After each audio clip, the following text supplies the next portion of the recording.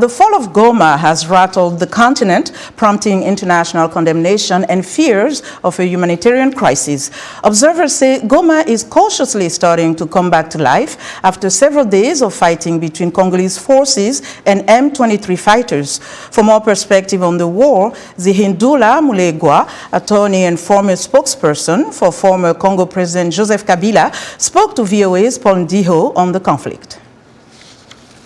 The town of Goma is now firmly in the hands of the M23, the AFC, and their Rwandan allies. This is what I'm hearing from everybody. The situation in Goma is calmer today. There's not been shooting, and so people are about to go to venture outside for the day today. You talked about the Rwandan allies, but Rwanda has on numerous occasions denied their involvement in the Congo. They say unequivocally that they are not present in the Congo, and if anything, that M23 rebels are Congolese, they are not Rwandans. Nobody can doubt that the M23 are from the Democratic Republic of Congo. Many of the people in the M23, even more so the AFC, which is led by Mr. Corneille Nangaa. So there's nobody disputing the fact that the principal leaders inside of the M23 are from the Democratic Republic of Congo, including the president and other people. But that still does not negate the fact that Rwanda is involved in this war and is on the side of the M23.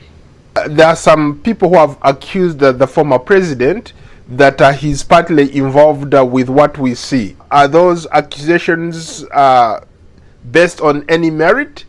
President Kabila is not interested in an armed insurrection against the Congolese government. President Kabila is no way involved in any kind of military opposition, any kind of armed insurrection against the Congolese government.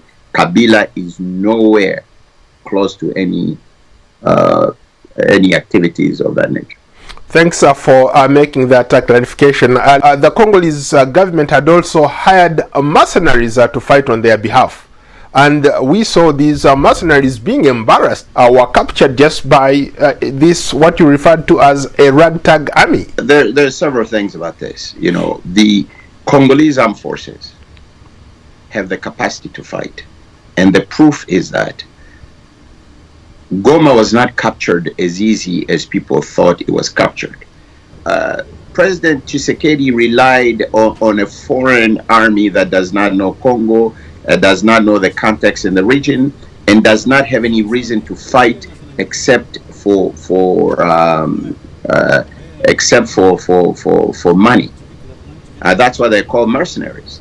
On the contrary, the Congolese army is fighting for their identity. The Congolese army is fighting to protect the land that they inherited from their ancestors. So, you know, these mercenaries were not as motivated as a Congolese person is supposed to be motivated to fight to protect his land. A mercenary is a mercenary. And the only reason they are fighting is for money. But the Congolese armed forces, as we call them, the FARDC, they have no other country. They only have one country, and it's called the Democratic Republic of Congo. And they fight for their own survival. That was ZihindulaMulegwa, attorney and former spokesman for former Congo President Joseph Kabila.